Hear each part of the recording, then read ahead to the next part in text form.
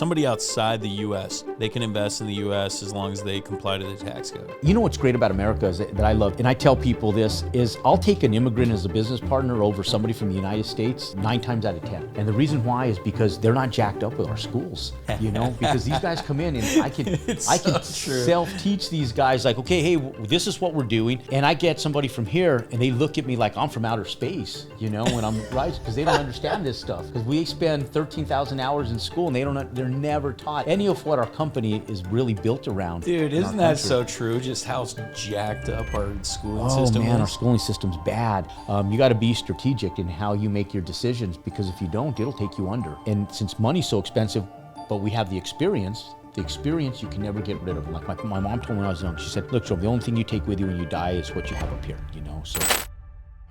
So Jerome, you have like 600 million in real estate right now. Tell us a little bit about what you got going on. So our whole model right now is around sustainable and workforce housing. So most of our real estate is in the multifamily sector, but we made, over the course of time, a lot of money in the retail, office, in the single family residential sector. And now that housing is so vastly needed, the attainable and workforce housing has been a big model for us. And that's really where we hold most of our asset ownership right now. So we met at Ryan Pineda's WealthCon, right? And that's where we were talking behind the stage. And you'd said, I mean, you built this thing up over, what is it, like 20, how many years have you been in the real estate game? 28 years in real estate. 28, and it's all just been like bootstrapped initially, and then you recently started accessing outside capital, right? Yeah, we were self-performing 100% until 2018, and then in 2018, I started working on understanding how to raise capital in 2016, and spent about 2 years, really learning the business of syndication, private SEC laws, and so forth. And in 2018, we started raising capital, and that's where we really saw our growth, because I think we were worth maybe somewhere around 25 million to 50 million, depending on how you evaluated assets at that time. And then so in 2018, 25 to 50 million, and then now, what would you say your worth is of that? I mean, obviously you've syndicated or whatnot. How much has that grown by? Oh, we've grown 300% since then. Because until just recently, and we were talking about this earlier, we would self-perform, so I wanted to continue having ownership of 100%. Where most syndications, they give away 70% of the equity, they hold on to 30, but they still even raise the debt on the equity stack. Right. And so really they have no ownership of it, in all honesty. And so until they exit at a higher evaluation, then they make their money. They have nothing. So they really own nothing. Right. They really own nothing. So that's a pretty standard setup for most syndications right now. You don't need a lot of money to get into syndication. You know, if you're a good asset manager, you can manage money right, and you know how to manage deal flow and underwrite, you can become a good syndicator, a good GP. Yeah. That wasn't my goal. My goal was not to take it on as a job. In fact, we were trying to hash down on employees and downscale the day in, day out operations. The goal for me was more long-term assets and having ownership and control of them. So I didn't want to give away the equity. So the way we built and structured the business and the way it's structured right now, we've had to pivot this last 2 years because of where we are economically. But we weren't giving up any equity at all. We retain 100% of the equity in 100% of our projects until this year. This is the first year ever that we've given up equity. So you were just syndicating debt? Just debt on the equity stack only. Wow. And really just on the land. So what we would do, in a nutshell, is we would come in and I would purchase the land cash, where we would buy a lot that was 5-6 acres to do 150 to 200 units of apartments. And if the lot was $2 million, $3 million, I would just write a check for it. And then I would raise the capital to get my money back. And we'd pay a debt service on that debt of maybe 10 to 12%. And then once we entitled the land would be worth like $6 million under normal market conditions. And we would collateralize the equity from the land. And when we get our construction loan, we would exit out the debt, and then we would walk into the build with no investors, no debt on the equity stack. The land itself would carry the equity. Yeah. And the first draw that we'd get from the banks would be to pay off our investors, the $2 million that I had exited out, or 1.5 or whatever I paid for the land. And then we'd use the upside of the entitlements as the equity stack against the build, and then we'd go build a $40 million development. Let me ask you. So obviously, you know what you're talking about now. What do you wish you would have known earlier, 10 years ago? Yeah, you hear about, as an entrepreneur and being in business for over 30 years, you hear about utilizing other people's money. We're all trained from the same books, the same mentors. It's just some facet. But what you're cognitively, the way we exercise stuff is different, right? Like you're thinking about like utilizing other people's money from a standpoint maybe as a basis to get started, right? But you don't think about it as you grow. And all the big private equity, private debt from all these big companies, this is the way they grow. It's the way the stock market works. Sure. It's the way everything works. Right. And as a small business owner, you don't realize that you have access to capital as well, just from your talents and attributes and what you do professionally. If I would have known 10 years prior that people would have really believed in me, Jerome Maldonado is like, hey, this guy knows what he's talking about. He has 20 plus years of experience. He's self-performed, never lost a property. I've always been successful. If I'd have known that 10 years earlier that people would believe in me, I would have grown exponentially. We would already be over $1 billion in holdings, And so I just wish I would have done what I'm doing now earlier because it existed earlier. I just didn't know about it. I didn't have a book that taught it. No one ever talks about it. Where do you approach? Where do you find these investors? So now we do a lot of our investor pool from social media, but it's putting yourself out there. All of our stuff now comes predominantly from social media and networking and the investors themselves don't really come from social media because a lot of these big investors, they're not on social media. But what it does come from is it comes from building a network of sharp people that know bigger people that are not on social media where we get our investors. So when we first started in 2018, we were getting a lot of $50,000 here, $100,000 there, and it's a lot of work to raise, 50 grand to raise $10 million in $50,000 at a time is a lot of freaking work. Yeah, what is that? 200 investors. Oh, bro, a pain in the ass. And the biggest thing is managing the emotion of all these $50,000 and $100,000 investors. It sucks, man. You're like, you almost want out. You're like, okay, I'll just give you your money back. Let me just go make the money myself and just screw the investing, man. The investors. I'm just going to do this myself, self-perform. I don't have to deal with emotions. And that was almost where I was at about 2021. I was like, you know what? I don't want to deal with the investors. So we started focusing on high net worth people. So we really started focusing. A lot of the money comes from out of the country. A lot of people that have made money in China, the Middle East, Mexico, and so these guys that that's what's great about America is that that an outside immigrant could come in, own real estate here, gets the same tax benefit, gets the same real estate benefits and entrepreneurial and cash benefits that we do, as long as they contribute and do and comply with the same tax laws that you and I comply with. Let me dive into that so I don't understand this too well. So somebody outside the U.S., they can invest in the U.S. as long as they comply to the tax code. Yeah, and there's a little bit of there's a little bit of the reason I ask is I have several billionaire friends outside of the U.S. That are looking at, so like for them, no problem. Yeah, they can come and dump cash into real estate businesses, whatever. You can, and they're looking for good people, good companies to contribute cash into. Right.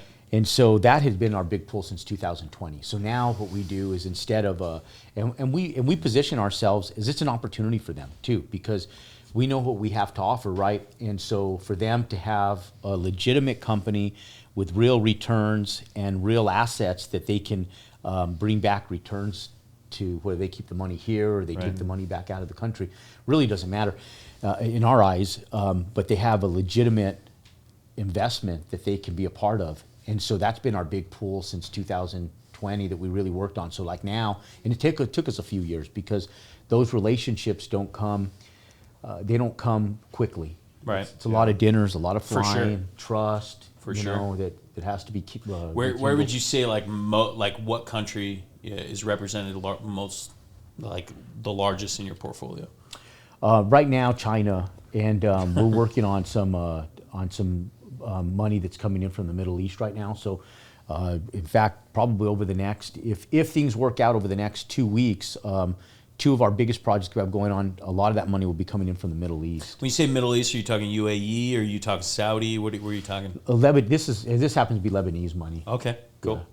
Well, if you want any of that, more of that Middle East money, we got quite a bit of connections there. Do you? Oh yeah, dude. Yeah. These guys are great. You know what's great about America is that I love is, and I tell people this is, I'll take an immigrant as a business partner over somebody from the United States 9 times out of 10.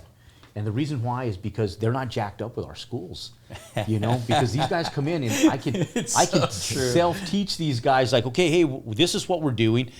And I get somebody from here and they look at me like I'm from outer space, you know, when I'm right, because they don't understand this stuff. Because we spend 13,000 hours in school and they're never taught any of what our company is really built around. Dude, isn't that so true? Just how jacked up our schooling system is. Oh man, our schooling system's bad. That's one of my and Chris does this too. Like, I'm always trying to find kids that are like hungry to learn because they don't know where to turn. They don't there's just such a lack, and people that have the hunger are looking for. So I have my son. He's going to be a sophomore. He's starting homeschool this year. So, and the only way that we could get him in the sports program that he wanted to play in was he had to sign up through their homeschool program because he was a transfer and all this crap. Yeah, we went through all that with my kids. All right, so he's got to take these like required classes, which suck. But outside of that, having him come and like hang out with us here at the office and like shadow business and everything else, and he's got this little group of kids. They nickname themselves. They're the Bit Boys, and it stands for Billionaires in Training. And so it's pretty cool. Like they get together, they play cash flow, the game, you know, to like really prime their minds of like how to invest and everything else. We got them reading books, different things like that, and they're launching a YouTube channel with it. Where they're gonna document them trying all these different hustles and everything else. So it's pretty fun. That's cool. Yeah. See, ours is a little different with our kids. We've utilized sports in such a magnitude to just build discipline because our kids are spoiled to death, man. You know, we homeschooled them all the way till they were in high school, and then my kids, they want to play high school sports. You know, so my son's playing football. My son's a 2-time nationally ranked gymnast. My daughter isn't ranked yet, but she'll get there. She's in 8th grade, and now the football world's different. Like the gymnastics world was crazy because all the parents did well. Right, every single parent, because it costs $30,000 to $50,000 a year. You can't be involved in gymnasts if you're not extremely wealthy. Money. Yeah, right. If you don't have money, you can't, because the expense of the training alone. It's like high level travel ball for baseball. Right? Exactly. You gotta be worth money. Everybody's all the parents are doctors, attorneys. They all do well. Self-employed, they're doing something. And with football, it's the contrary, man. Like it's a total contrary. So now that my son's in football, we sit back and there's a couple parents that do really well, and then there's everybody else. Right. And so now we have these kids that come to our house and they wow for a moment and they go, I want to do what your dad does. So it's been actually an attribute because dad's dumb to your kids. Dad don't know shit. Yeah. Right. You know. So when I talked to my son before, he didn't want to have anything to do with what dad has to do. But then because his friends now follow dad's content and what we're doing. All of a sudden, what dad does is pretty cool, and they get the. I'm having the same experience right now. So it's pretty crazy. I had a very similar experience, and I actually learned a kind of a hack, I feel like. And what I realized is we were having these conversations. I was taking these girls to volleyball every morning, and at first, like, it was just no one would speak the whole way there and the whole way back. And then finally, like, I just started asking questions, and I just started asking as much probing questions as I can. And then towards the end of the season, everyone's talking. Girls are coming with like topics to talk about, and I'm thinking, okay, how could I? This is our last trip. How do I like extend this? So then I was like, hey, you guys want to do a book club? And they're like, sure. I was like, all right, I'll pay everyone $50 to finish the book, but you have to tell me what you learned. And what was cool about it, I realized, is like my daughter was excited about reading the book because her friends were excited. Yeah. Had I approached my daughter, she'd have been like not interested. Heck no. Like, I don't need your $50. Yeah. So I've done that too. Give me your credit card. Yeah. Like, all right, got your $50 every single second of every day. Yeah. But it was really cool because I was able to, my main goal is to teach my kids everything I can. but when they're teenagers, they don't want to listen to you. No, they don't But listen. You don't know they'll nothing. listen through your friends. They kinda will. like what you're saying. Yeah, they will. And so it's been good, but we deal with that, right? So when I even deal with it in business, with investors, with anything, I see it from a different standpoint. You know where I caught it big is when we're going through the 2008 recession, I bought a bunch of Subway stores. And I thought being in construction that we were dealing with, and I even saying it on camera, but the bottom of the barrel employees in construction, they are not the bottom of the barrel. These guys make a living. They do well. When I owned my Subway stores, now That's those, when you were dealing with the oh bottom my of the barrel. God, the garbage that we were dealing with there. And we had to set some major standards on how to hire and who to hire, because we had so many stores, so many employees. How many stores did you have? We had 15 stores and 13 of which we ran and operated, and 2 that we owner financed and sold off that we controlled. But Yeah.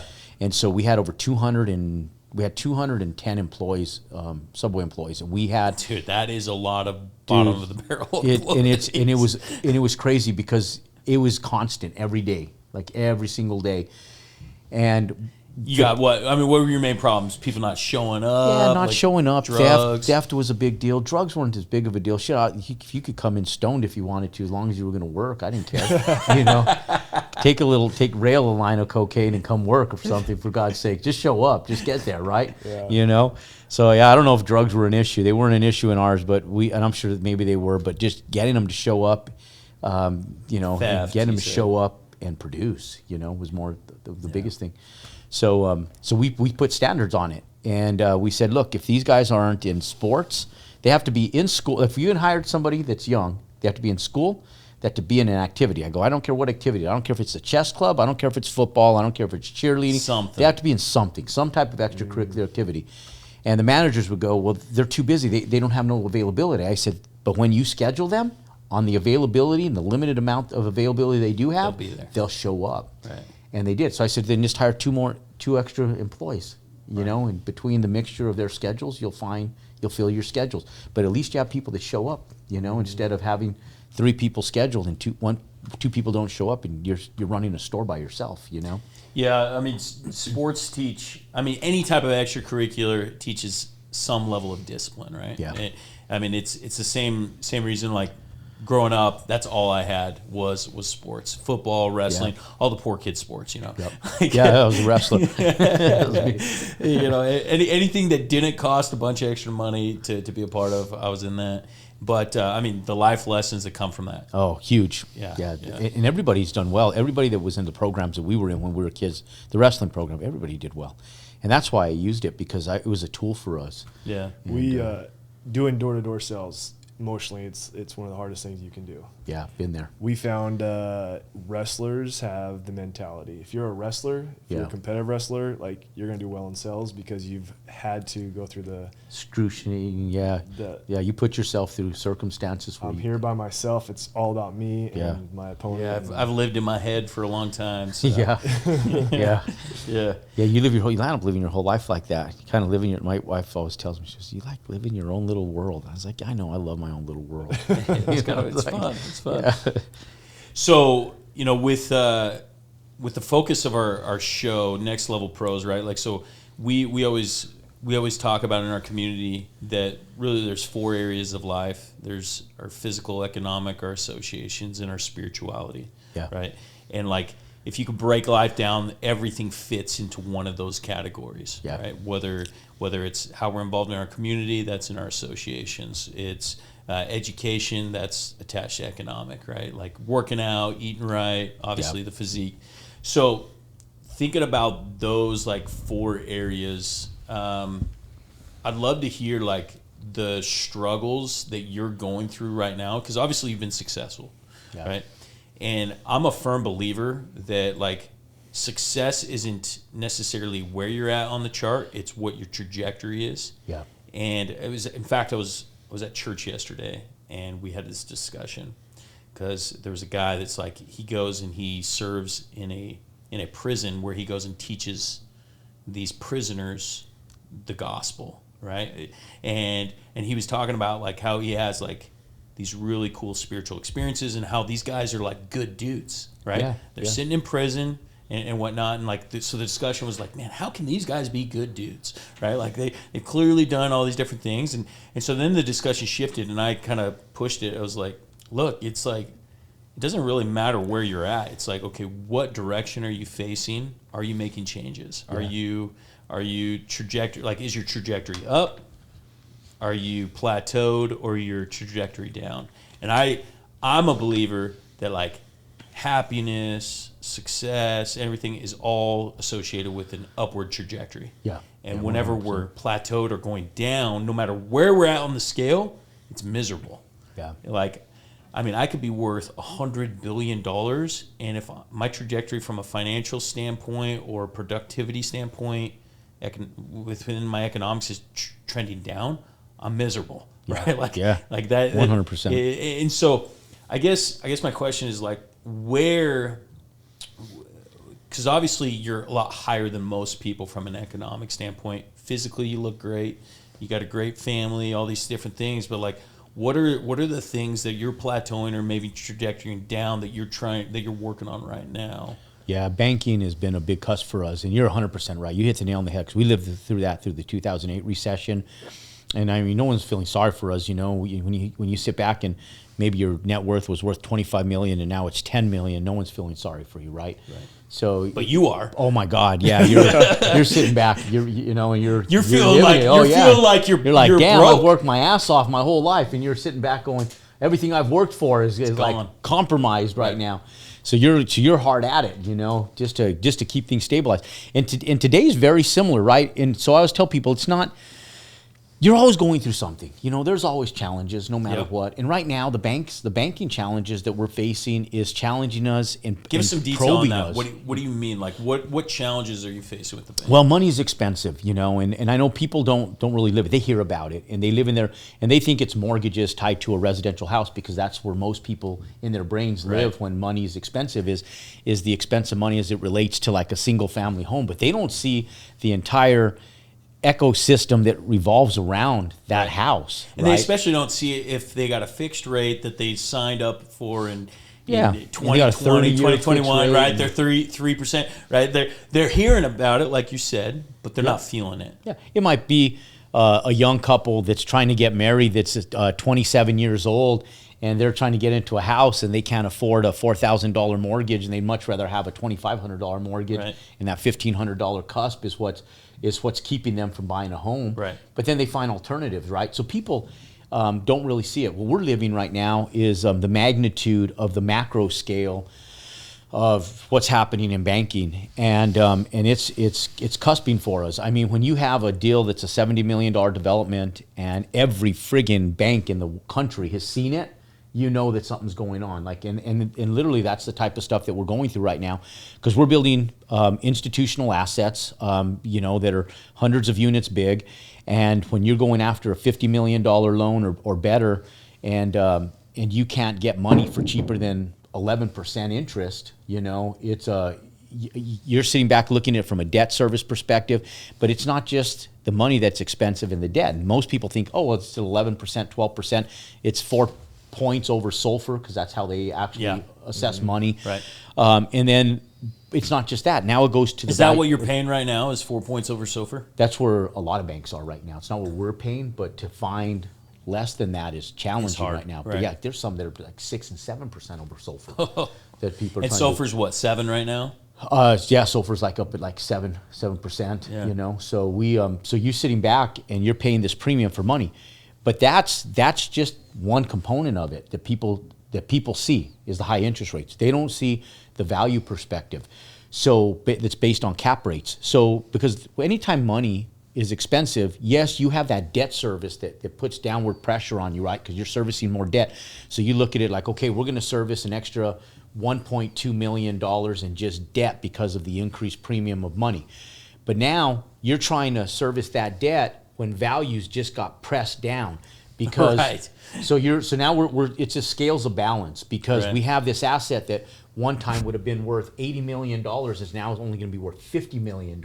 So let's put this in like plain English for somebody that maybe not super involved in debt or real estate or whatever else, right? So before you had values of homes or apartment complexes or whatever it is at a very high level with interest rates low. Now you have increased interest rates and the values coming down. And so just this gap is really the value that you have in the business. And so it becomes increasingly more difficult to say, yeah, I want to go invest $100 million in this project that's only going to be worth 120, where previously it was going to be worth 180.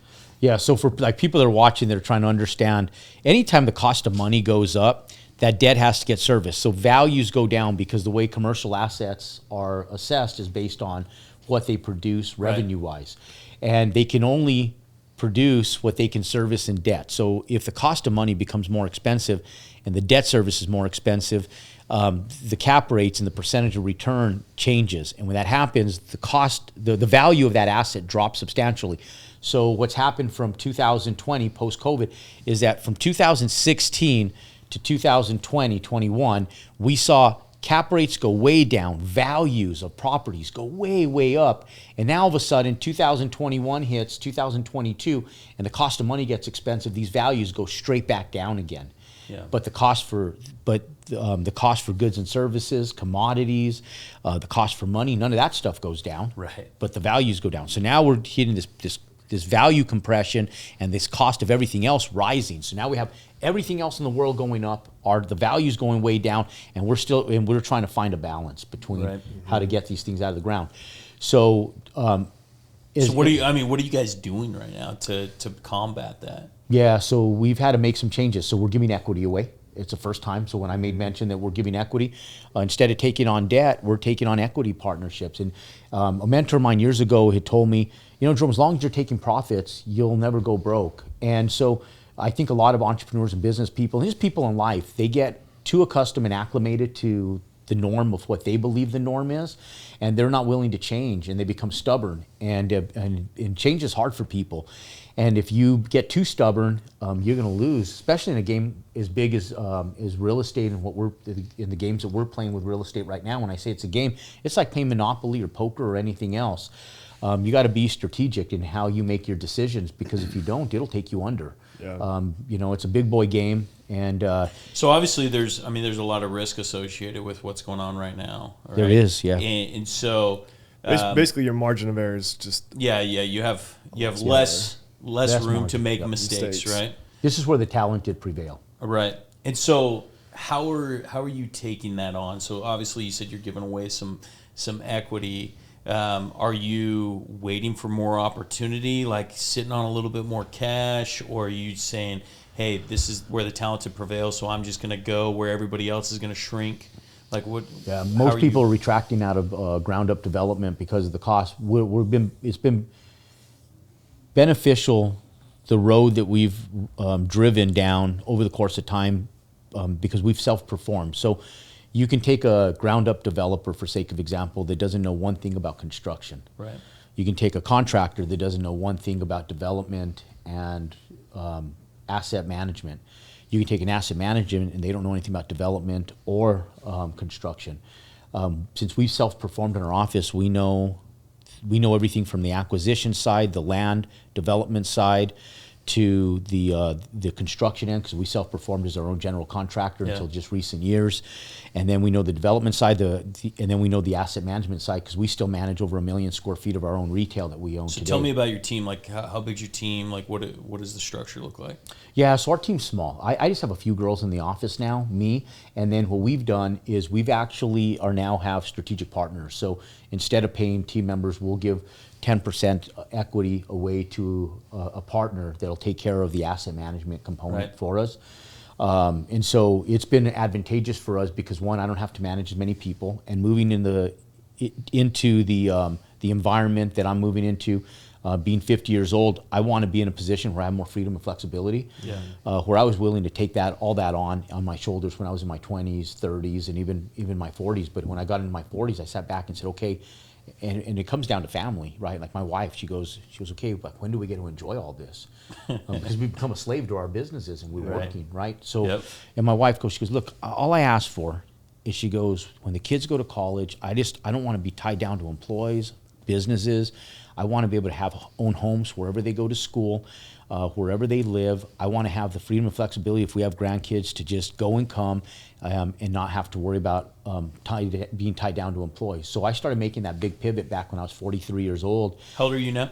I'm 50. Okay. Wow. You're looking good for 50, Jerome. Thanks, bro. Looking great. Dang, dude. I would have guessed 44. Yeah. Well, good, man. I'll take the 6 years, man. So 7 years ago, you started making this pivot to smaller team, more shared in the upside with different partners. It sounds like. So I was giving up 50% in the beginning, and now we're doing it with smaller percentages, and it was more so to leverage their teams. My whole thing was let them manage the employees. Take on some sharp business partners that I trust, I liked. I've watched them grow, and let's utilize their staff. And then I take my 50% profit, and I continue moving. And then so deal flow was important because now I could scale. Yeah. Because we had capital, we had the right partners. I didn't have a lot of staff. I have more freedom and flexibility. I'm not married to my office, and so everything's good, right? But now we're sitting back, and since money's so expensive, but we have the experience you can never get rid of. And like my mom told me when I was young, she said, look, Jerome, the only thing you take with you when you die is what you have up here, So what you learn and the information. So we're able to go in and X out all of the development fees. We're not charging development fees for the developments, so that scrubs right there alone 2.5% to 3%. We're not charging project management fees. We're self-performing for free, and our whole philosophy is we'll perform for our investors first. We don't deserve to get paid until we've performed, and then we'll get paid on the back end. So we're not taking asset management fees. We're not taking project management fees. We're not taking development fees. We're basically building and developing right now for free. Nice. And as long as we can get these assets stabilized, the benefit to us is we can cost segregate them. Since we have companies and other assets that are stabilized, the cash flow, and we have millions of dollars that are coming in each year in income from our other assets and what we've built over the course of time. The reason I can justify them is because once I get them out of the ground and I get them built, I can cost segregate and depreciate them, and I don't pay taxes, so that increases my bottom line by 40% on just the revenue that I'm already making by having these additional assets that I can write off. And so if that's all I get for the next 3 to 5 years, we're good, and then we'll take ours on the back end because these assets will perform for us for the rest of our lives. As the market changes and historically values have went up, when that $50 million asset becomes a $25 million asset and I refinance it, I get to pull all that money out tax-free, provided that our legislation and what we're going economically goes in the direction that we were at, and it continues going where we need it. Speaking of which, when was the last time you paid taxes? I don't pay federal income tax. I mean, I pay taxes, property taxes, and stuff. Sure. Obviously, there's all the other taxes, but I'm talking income tax. I'm assuming you don't pay anything. I haven't paid income taxes since 2018. It's awesome. I haven't paid no federal income taxes since 2018. Yeah, I mean, and to really understand that, if you're a viewer, it's not that this guy's evading taxes. Like, he's got these tax shelters that are created through real estate. I mean, real estate is one of the greatest ways to avoid income tax in the history. You pay more property tax, right? Yeah. So you're still paying taxes. Yeah, you're paying a lot of taxes. You just paid it in a different way. Well, the hope is that you're not paying that your tenants are paying your property tax, right, for you. So you're cash flowing these assets, but then you're getting the depreciation writing off.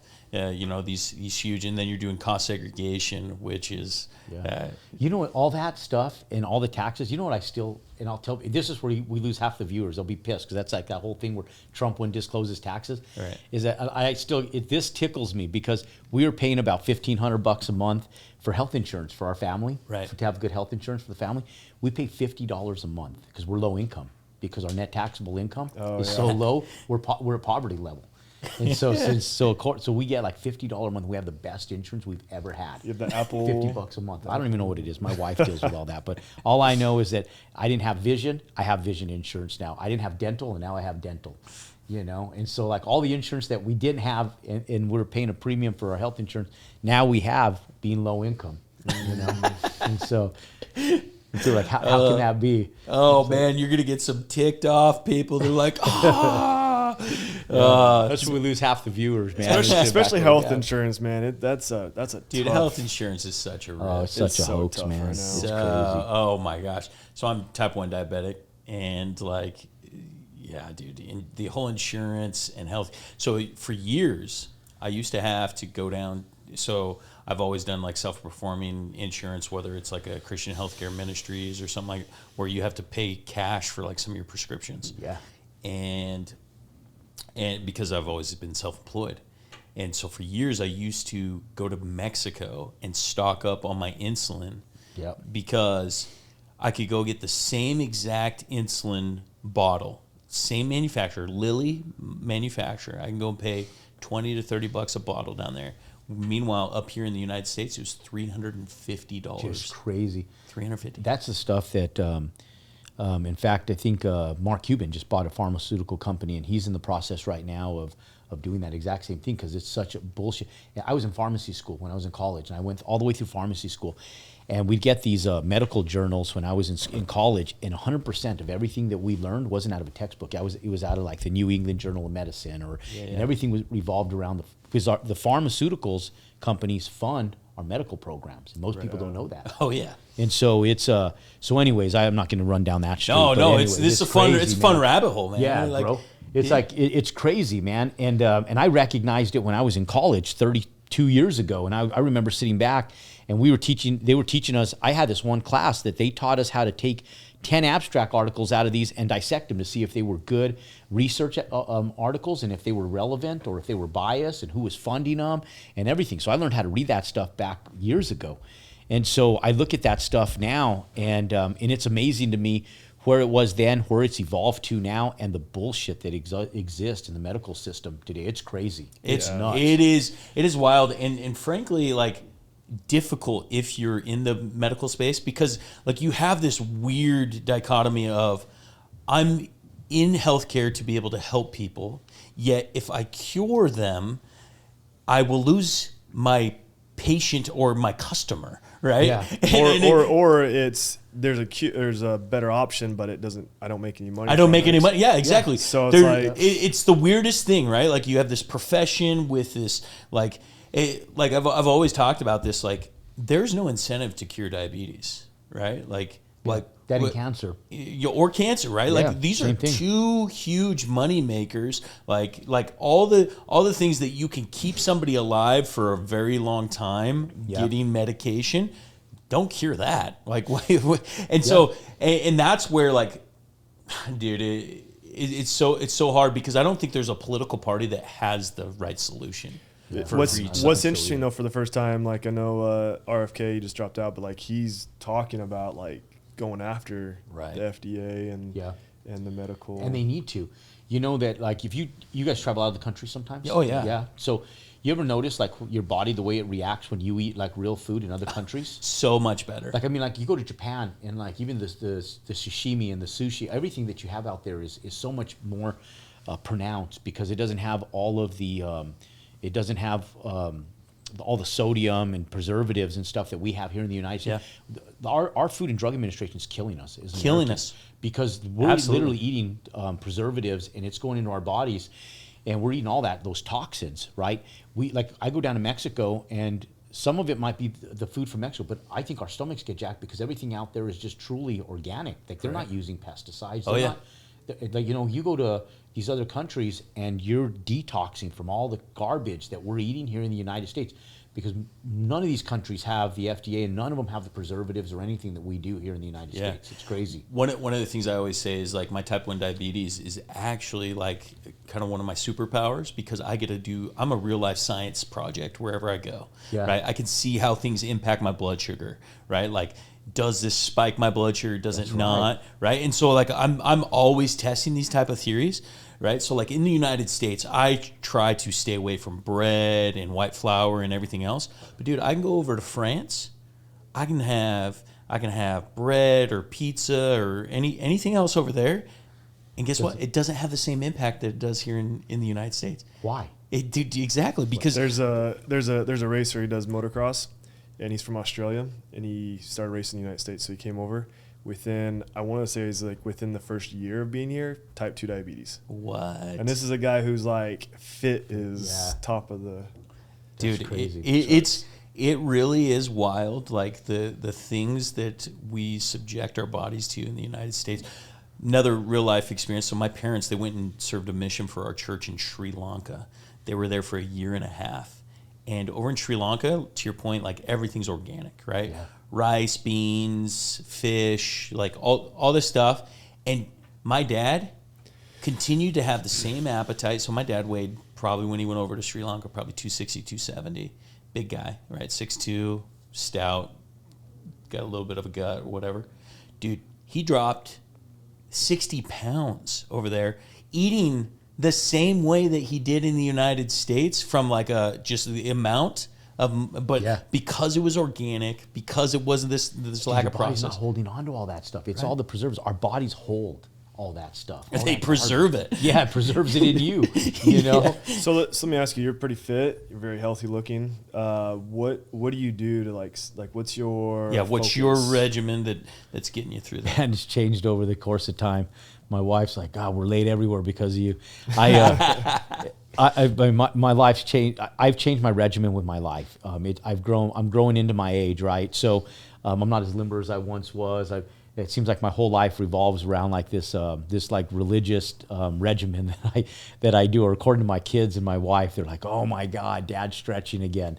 And I've been an athlete my whole life, and so I love extreme sports. You know, I still want to be out there on my snowboard, and I still want to be out there on ATVs, and I want to be doing the stuff that I've always done.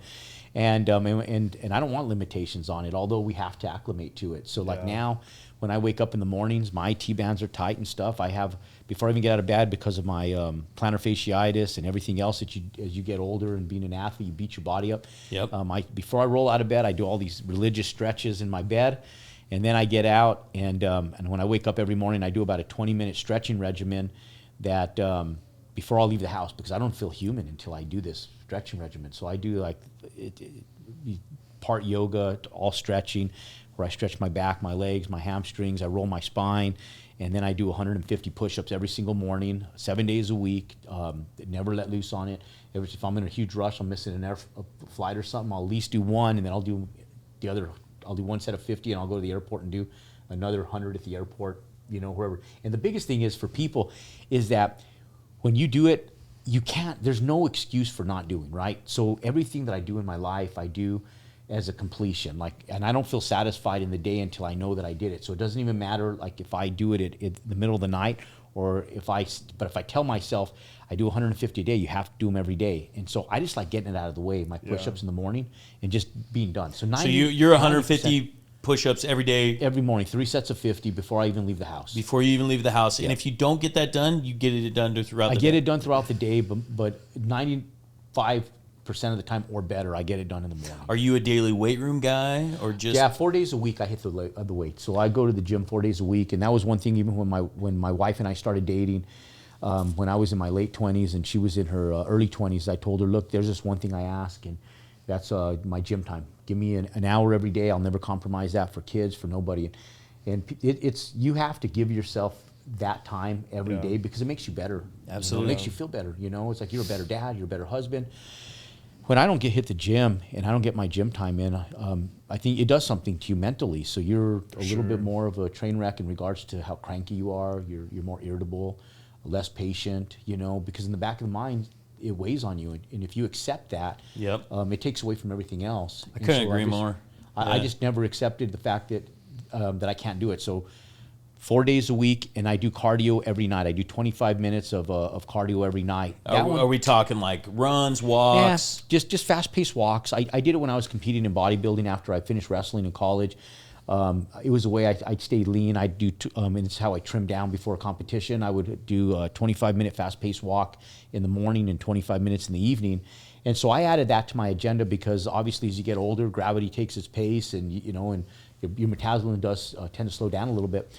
So in lieu of just staying lean, that 25 minutes every night is really a disciplinary action to stay lean, more so than anything. So every single night after my wife does, most of the time my wife does it with me. She's not as disciplined with it, but it's not her thing, it's my thing. Right. So I kind of drag her along with me.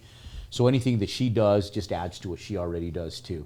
Yeah. But my kids see me do it, right? Yeah. So we got like one of those swim spas at the house, and I did it because sometimes just riding the bike gets boring, and so I'll jump. So one day, if I So wanna are you jump in saying a one of swim those spa- wave pools that you swim Yep. against it type deal? Yeah, it's not strong enough, man. So like, my wife's like, she goes, you're too intense for absolutely everything that you do. She's like, you can't even use a wave runner. That's like, that's what it's built for, is for sports and athletes. I go, I know, but I keep pounding my head against the top of the You swim too fast. because I'm swimming too hard. She goes, everything you do with too much intensity. And she goes, so I have to. So they have these bands. So I hold on to these bands, and I do it off the bands when I do it at night. So I'll do that, or I'll ride the bike, and we have a full gym at home, or I'll just do a fast-paced walk. Like last night, it was gorgeous. I was right down the road here, and I was right over the. Did you stay at the lodge? Yeah, I stayed at the lodge. They have that walking trail. Yeah, on the bottom. yeah, it's nice. So I just go and do my 20. I did it, and yeah, I actually walked like 35 minutes. I walked all the way outside of the area, just outside of where all the housing is. Yep. And I walked all the way back past the golf course, and then back to where the loading docks were. Yeah. And that whole walk back and forth was like 30 some odd minutes, and just a fast-paced walk. It's just it's just really just a disciplinary thing to stay lean more than anything. So that's really my. So obviously, like diet and supplements and everything else are dialed in. Like, so you know, guys, I'm 40, you're 50, right? We start slowing down in testosterone and everything else. What are you doing as far as like TRT, blood work? Like what So I do blood work once a year. I probably should be once a doing it year? every 6 months. That's Okay. what I should be doing it at least every 6 months. Yep. But we and I will probe like for testosterone. Now I'm not taking any supplements. I'm a little bit apprehensive to take testosterone replacement, and my testosterone level was always super high. It's a little bit lower compared to what it used to be, but it's not low. It's not low. And I try to just do it through food. You know, there's certain foods that increase estrogen. So you've been able to do it without TRT? Yes, I've been able Good to for you, just man. do it. Yeah, so I'm just doing it with that's diet. pretty uncommon, right? Like most people have to have something. I know Daryl hasn't had to. I've had to, do TRT just because my testosterone has been so low, and battling diabetes and Yeah, I was everything gonna else. say that might be why for Yeah. you. So I've been lucky in that regards. And what happens, I took blood 2 years ago, and they said that my testosterone level was slightly low. And I looked into supplements, and then I talked to a buddy of mine who's a physician who had been on it, and he goes, once you're on it, you're almost dependent on staying on it for the rest of your life, because your body loses its ability to naturally produce testosterone. So I talked to multiple kinesiologists and people that are dealing with natural homeopathic ways, and they said, your sex drive, if you have sex more, if you eat certain foods, it increases your testosterone level. So you just try to practice things that will increase your testosterone level, and it does take some research. And Right. it's like anything in life, anything that if it holds any value to you, you just have to take the time to learn it. Right. And so I've just taken the time to learn. Okay, what foods? There's certain nuts that I shouldn't eat that increase estrogen and decrease testosterone. Don't eat that. Right. There's certain nuts like almonds that are really good. They help increase and promote testosterone.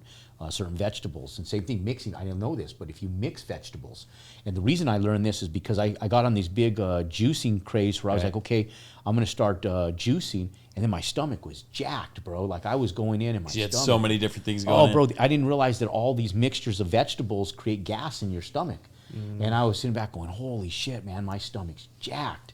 And I mean, and so I ended up finding out that like spinach and some of these other greens, if you mix them, they create gas. So so now I went down to like single vegetables. And if you eat single vegetables at a given time mixed with some fruit, it increases your testosterone level, but Really? you can't mix them. And so there's just certain ways, and it's just like what you do with diabetes.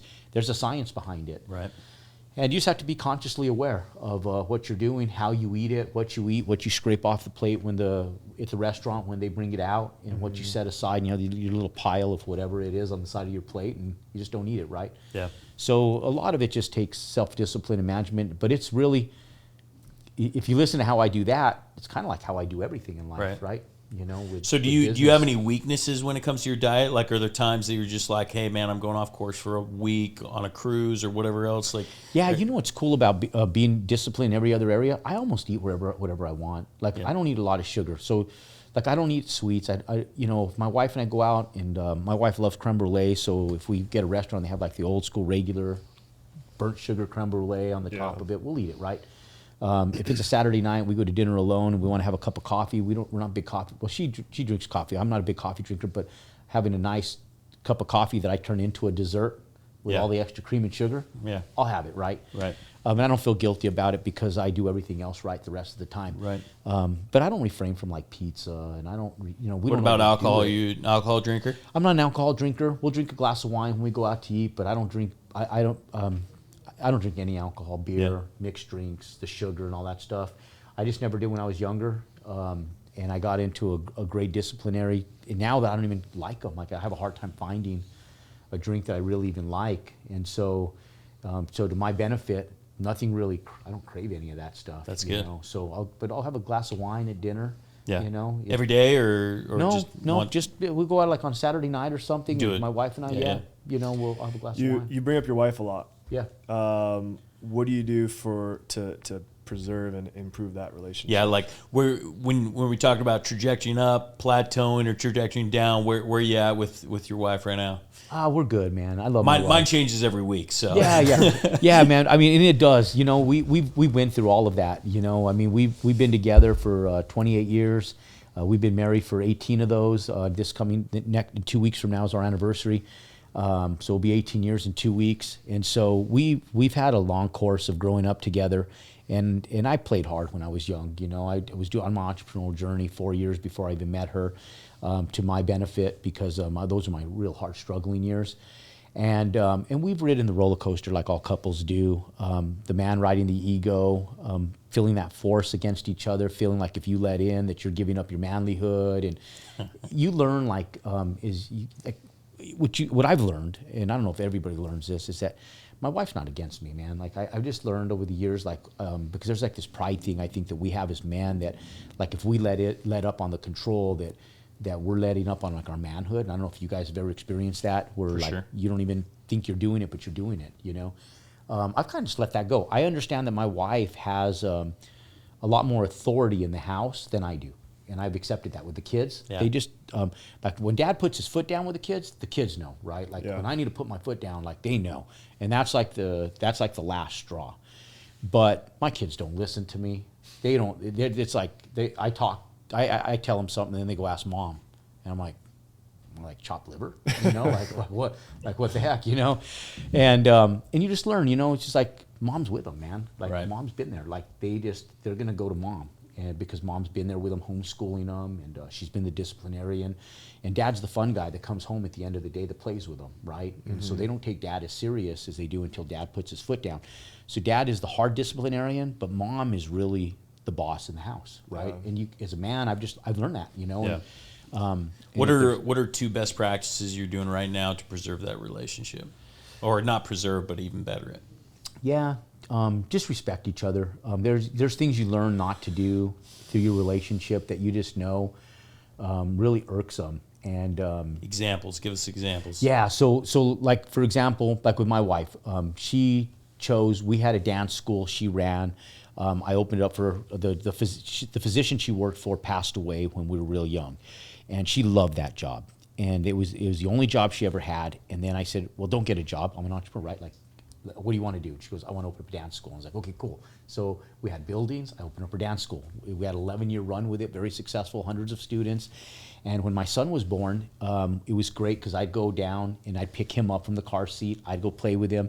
And when he was just a toddler, and she'd do her dance school, and then she'd come home. But then when my daughter was born, it became more challenging. I said, okay, we're working. The recession had hit, and I'm going, okay, we're never going to see each other as a family. We got to make a decision. Do you want the dance school or do you not want it? So we decided to shut that thing down. She lost her sense of identity because she's like this stay-at-home mom now, and she went to college. She had all these accolades, and there's a piece of them that they feel like they've given up to raise this family, and they feel like almost like there's a level of non-worth that they don't have. There's no worth that they bring. And I'm like, no, you bring a lot of worth. You're a mother. And if a man doesn't respect the fact of what they're doing, I've learned this because we've all said stupid things at the wrong time. All of us, every single. There's not a man out there that hasn't, right? And I was guilty of doing that all the time. And I just learned to respect the fact that what she does is admirable because I couldn't do it, not to the level. I do it if I had to, because I would do anything if God put me in that position. But to the level and as well as she does it, I can't do it. And so you have to allow yourself to humble yourself in the house and also praise them and thank them. And it's just the small stuff. And it's just like I noticed the trash is a big deal. She'll let the trash just fill up and she'll wait for me to do it. And I'll get home and I used to get upset. I'd be like, damn, man, I'm working all day. You guys can't empty a damn trash can, right? Or like the dishwashers. We have 2 dishwashers. Absolute worst thing you could ever say. Yeah. Yeah. Like you get home, there's 2 dishwashers. And sometimes I'll just take note of them, right? I'll be like, I'll open them in the morning to clean up the kitchen and they're both full, but I got a meeting. I got to run out. And I'm like, okay, I'll just leave them slightly opened. Every once in a while, put a little sticky note that says empty dishwasher and put it on there. Like, can you empty a damn dishwasher, right? But you just learn that if you get home and that dishwasher isn't empty, you just shut up. You don't say anything. And inside, it's boiling your blood. Like, I'm like going, damn, like I just had a hell of a day. But you can't come home and you can't say that. Yeah. Because you don't know what their day was like. Yeah. And you can't come home and puke on them either. And I've learned that the hard way as well. These are all just like little like life tips that when you have a hard day, you can go to dinner and talk about your day. But if you come home and you puke on your wife about all the crap that you've had during the day, she's peeling all that stuff off, and you haven't even considered what they've went through on that day, you know. And so, I've just learned to hold on to all of what I go through until the timing is right to talk about it, and embrace a little bit more and consider a little bit more of what she's gone through to help make our relationship better. And I'm not perfect at this, man. Like I'm talking about this. For like sure. I mean, this is all a work in progress. Oh man, it's a lifetime. Yeah. You'll sit back and one day you just do it on action. Like, damn, I shouldn't have done that, right? And so it's all a work in progress. But I think it's just that, and she recognizes that I do that more now than I used to. And so so we might get in a little quarrel about something, but because she recognizes it, those quarrels are few and far from, and they don't last as long as they used to because she knows that I get it. So because I'll sit back and go, yeah. She goes, you were cranky last night. Don't even talk to me. And I'll be like, yeah, I was, sorry, that was 100% me. And it's just taking accountability for your actions, recognizing it, and not being forceful that you're right and they're wrong.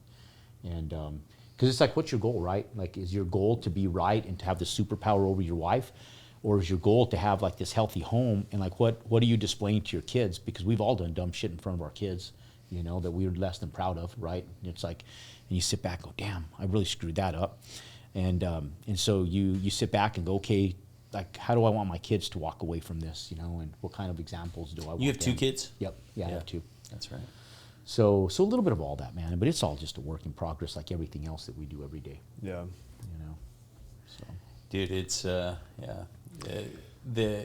it's a lifelong battle in a good direction, right? Like, how to, and it's really like an internal battle of like, how do I just overcome myself and not be an idiot and put my foot in my mouth every once in a while. Well, I think what's interesting is it's same as health, right? It's like we don't talk enough about like what are we doing and where are we learning and where we're growing, because everyone in a relationship deals with the struggle of social media would make us believe that everyone's got to figure it out, right? From fitness, from relationships. You see a good relationship, you're like, that's perfect all the time. Yeah. Right?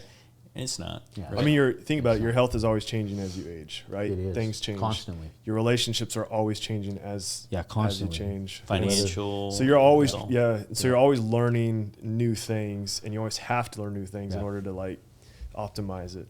Yeah, 100%. And that's, I think, recognizing that. I think people get stubborn in that. And it's like I had a buddy who, he's single. He's going to die single, I think. He's like, I'm looking for a woman that, I'm an entrepreneur. You have to think like an entrepreneur. My wife doesn't think like an entrepreneur. She does organically because she's been with me for so long. Yeah. But if I died and you made my wife be an entrepreneur, oh my God, like she doesn't understand this game, right? Like, she's still, there's like this level of where she came from, and she's never really had the hard push like I've had to do my whole life. I just love and adore her for who she is, right? Yeah. Like, I don't need her to be an entrepreneur. if she supports me, but I've never also put her in a position where we've had to worry or we've starved either. Yeah, Some of these entrepreneurs, man, they put their wives in a position where they're broke, their families, their kids, and they want their wives to support them. Well, if you want your wife to support you, you need to get off your ass and you need to make something happen, man. Yeah. Like I don't know any wife that would support anybody if you don't have a roof over your head and food on the table. For sure. You know. So, I think a good question for you, because it's similar to like us, like Pasco, Washington, not the ideal place for like entrepreneurs. Albuquerque, New Mexico, not usually considered on the map for like the big entrepreneurial city. Why do you live in Albuquerque? Why haven't you guys relocated? Like tell us about that. Yeah, it's all family stuff. My wife's family's there. My family's there too, but my wife's family, we're really close to them, and I just couldn't. My in-laws help us out tremendously, and they're a big part of our lives, and so I couldn't imagine pulling both my kids grew away up from there? them. I grew up there, and then I left. I left when I was in college, and I was gone for 5.5 years, and then I came back. Literally, just came back to finish my last year of my degree, because after I was in multi-level marketing, '97, the FTC shut us down, and I was like, okay, if I'm going to finish my degree, this is the time. And I looked at like UT Austin, because I was living in San Antonio and Austin. I looked at UTSA, and it was going to take me like 3 years where I could just go back and in 2 semesters finish my degree. And so I went back, and I was moonlighting back and forth, flying back and forth every week to Austin and Albuquerque, literally flying back and forth. And Is it a direct flight? Yeah, oh yeah. We were living like the multi-level marketing. Like you flew first class, and you get direct flights, and you still have that little ego of sales confidence that you do when you're in sales and you're doing it. So yeah, direct flights, first class. Even if you're broke, you're still trying to make it happen, right? And so I was flying back every single week, and my wife was in college at the time, and we knew each other, some mutual friends when she was younger, and that's where we met. And then and I was like, I kept telling her, okay, I'm just going to be here for 6 more months, and I'm out of here. So I'm still there. So yeah, I mean, what is it about Albuquerque that obviously family is there? For me, I love like going to other cities, doing the work, and then coming home and like having like just this place of refuge that's like completely separate from the rest of the world. It is for me too, and I think because like I wasn't doing a lot of work there, and all my work was like in Phoenix and other areas. Now I got some developments that are going in there for the first time in a long time. But like I won't do social media stuff there. I won't host meetups there. I won't do any type of trainings there. I won't do anything there, because when I go to a restaurant, I just want to be Jerome. I just want to be Dad. When I don't want someone coming up to me and asking me questions when I'm at home about it. And so I've kind of withdrawn. People say, why don't you do a meetup in Albuquerque? I'm like, that's my home, man. Like this is like I just want to keep it separate. Yeah, just keep it separate.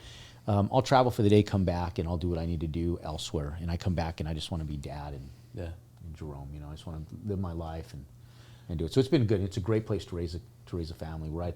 It's like this. It's pretty. A lot of hiking, a lot of outdoor stuff. If you're an outdoor person, it's a gorgeous place to live. Nice. What's present for you right now? Like what is, so obviously banking and all this stuff, like, but personally, like if you were like, okay, these are the things that I'm really working on being better at overcoming or whatnot, or some things that I sometimes struggle with, like what are those for you right now, Jerome, at 50 years old? Yeah. Time, freeing up my time. I think I'm still struggling with that. Anytime that economics work against me, I end up finding myself work hard again. It's always been my struggle. I'm just a workhorse in just so in like nature. give us more detail when you say time. Is it because like you're spending too much time working and not enough with your family? Like what? I do a decent job with that. I think just personally, health wise, because I worry about also being 50 years old.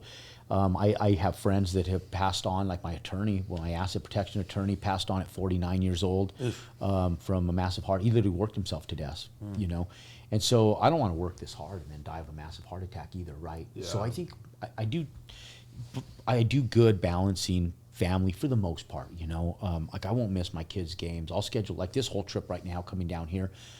It's easier for me to travel on a Wednesday, Thursday, Friday, but it doesn't work right with my son's football and everything else. Like that's important for me to be there. So I'll come on a Sunday, Monday, Tuesday, and much of an inconvenience as it is. So I do good with trying to balance that stuff.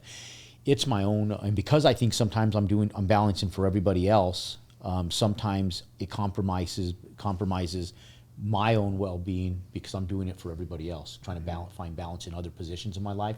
So what I struggle with probably the most right now is saying, okay, enough's enough, Jerome. Like, that customer can wait till for another day to get that proposal, and if they can't, then you're fine. You let it go, you know. So finding like where that balance is to say, okay, enough's enough, and just let that piece go, and being okay with letting that one piece go for your own personal. So do you health. find yourself struggling saying no?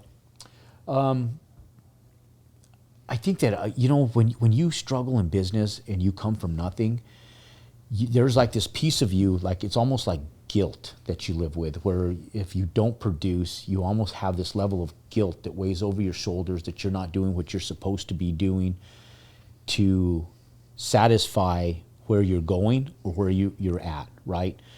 In business specifically. So you feel like this level of guilt because the business is weight on your shoulder, and if you don't get it done, and if you're not there, and if you're not, that whole thing about being in the office first and being in the office last. Dude, it's screw all that. Like that stuff, like down the drain, man. Like that stuff, I've just learned, dude. I'm gonna pride myself for being at home till 11 o'clock. Thank you. You know, like you guys go to the office. I've had those days. I've done it. I've done that grind. I'm not. You know, you will not catch me in the office at 6 o'clock in the morning and 7 o'clock in the morning. Yep. The days like my kids come home.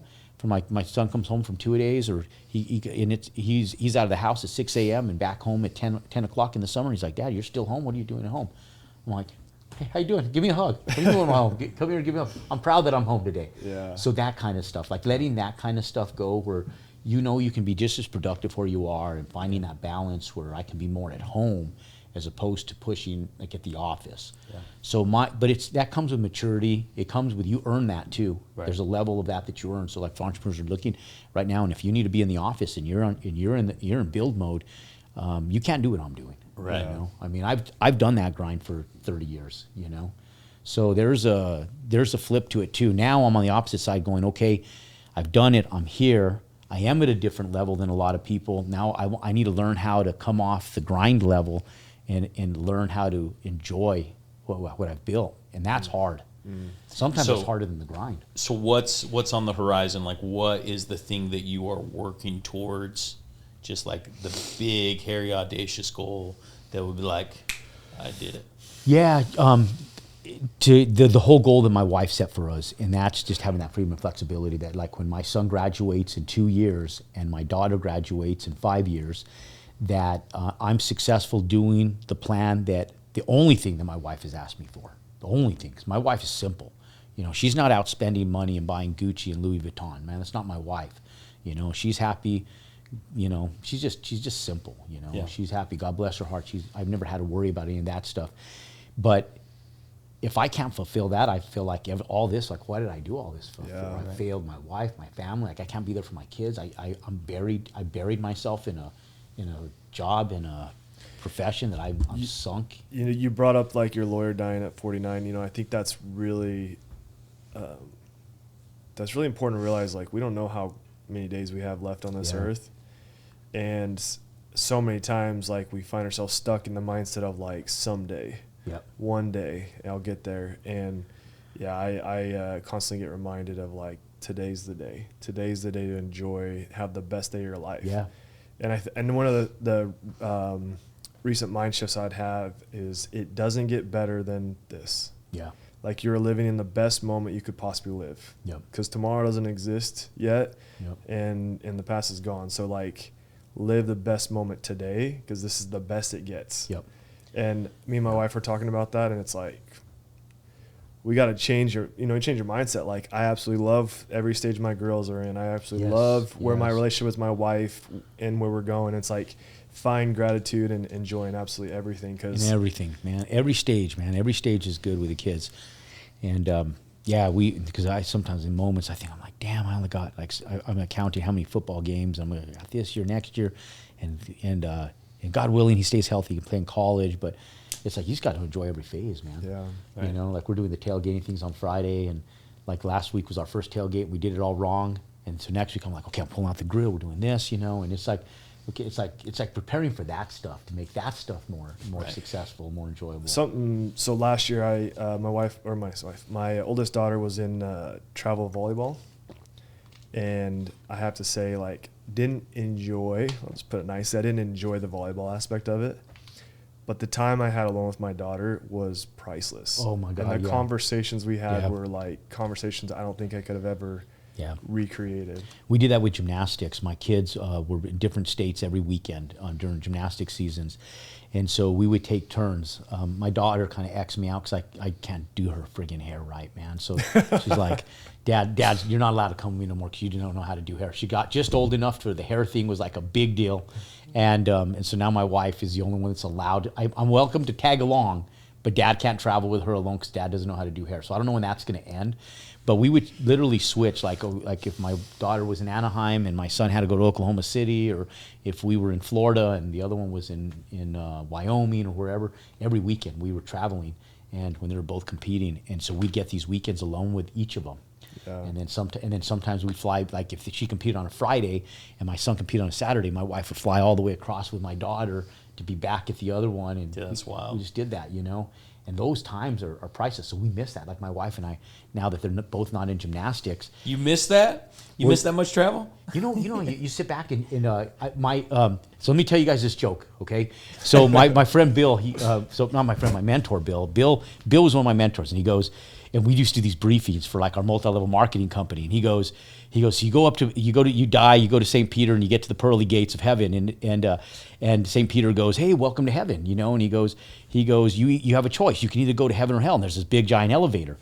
And so you go up to the elevator and you're like, well, you know, I've always kind of been a man of choice, you know. I mean, I know the heavens, like, you know, I just want to make sure that I have all my options right, and it's getting painted out the way heaven and hell really is, you know. Like, can I go up and see both? And so St. Peter goes, yeah, you know, why not, you know? So he gets in the elevator, and he hits hell on there. And the elevator drops, it goes down to the fiery flames of hell, man. The doors open up, and there's just people, party flames going. It's like a party's going on. People are on tables, and there's beautiful women, and everything's just crazy. And yeah, it's hot, but flames are going. And then he goes, all right, it's time to go. Boom, he hits the elevator. And he goes, let's go up to heaven. Let's see what heaven's like. And he hits the elevator. It goes all the way back up. And you get up to heaven. And the elevator opens up at heaven. And it's real calm and serene. You know, it's real just easy going. And everybody's on their cloud. And just everything is just picture perfect, right? So they go down to purgatory. The elevator opens up. St. Peter asks him, he goes, so what's your choice? And he goes, well, you know, man, heaven's beautiful. But damn, I'm kind of a guy that likes to party a little bit, man. And I mean, hell doesn't seem too bad. You know, he goes, I think I feel better down below, you know? So St. Peter shoves him back in the elevator, hits hell again, drops down the bottom, flames open up. St. Peter kicks him out of the door, and there's flames going. Nobody's partying, nothing's happening. So, oh, well, hold on, what happened? Where's all the party? He goes, oh, you must have been here during a briefing, you know? He goes, that's like your sales time where you're going in like everybody's happy, right? Fake it till you make it. Everybody's happy, partying. No, this is hell, man. And so when you're going through it, it seems like the worst thing that you're ever going through in your life, but it's the best thing that you've ever lived through, right? Yeah. So Bill always tells us, said, you're going to look back at these times that you're struggling, and you're going to sit back and go, best time of my life. Amen. And so you look back at like what you're doing with the kids, and at the time it seems like you're traveling all over the place, and it's a waste like of a living time. hell, and it's crazy, yeah. And you sit back and you look back and now you're like, man, best time of our lives. Yeah. You know, because now like it's living in every single piece of enjoying every little piece of the ride.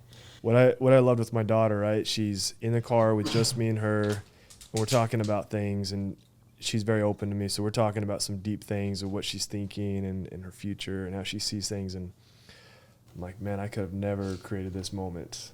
Yeah. And I'm just eating it up. Is awesome. Yeah. And I've had a few of those with her traveling that have made it all worth it. Because watching the volleyball, oh my gosh.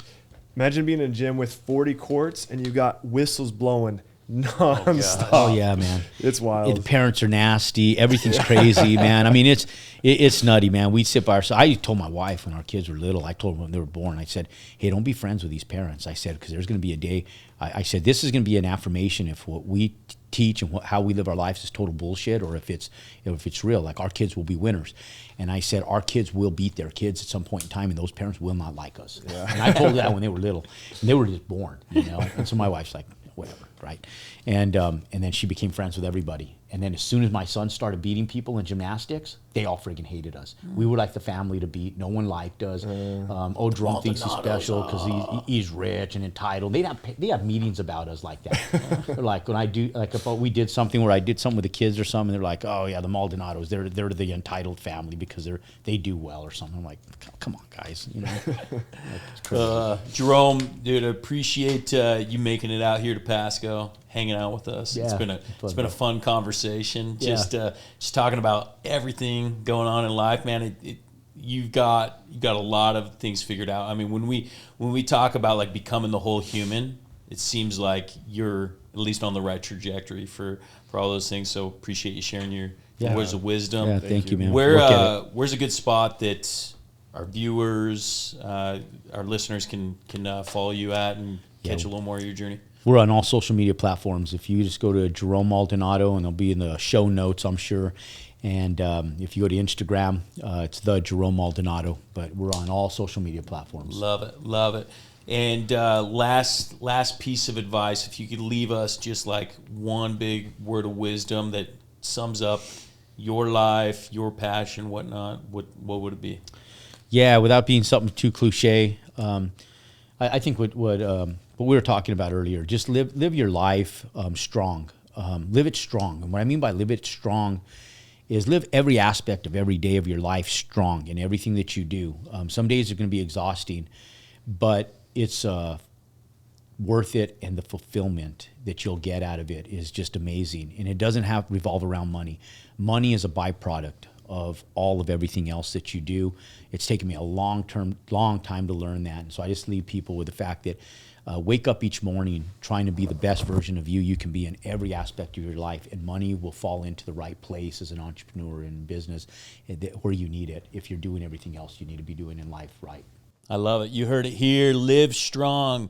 Identify the areas in your life. Get real. Get truthful with where you're at, whether physically, economically, with your associations or your spirituality, so you can take it to the next level. Until next time.